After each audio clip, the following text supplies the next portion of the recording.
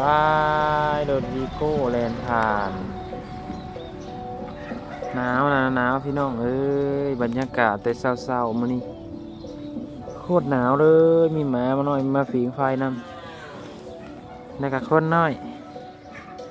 นี่คนน้อยเดี๋ยวสิหมุนกล้องให้คนน้อยเบิ่ง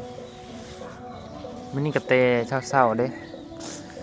หนาวลมห่มฝ่าหนาวฟ้าฝิงไฟหนาวฟ้าหนาวเย็นตู้ห่มฝ่าก็บ่อุ่นเนาะปกติเนาะแม่อากาศหนาวผิงไฟผิงไฟผิงไฟ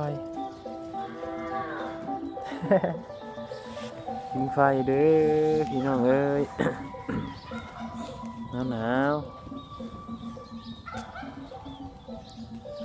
ฟังเสียงเนี่ยเสียงเนี่ยดวงพี่เปิดดามอยู่วัด ด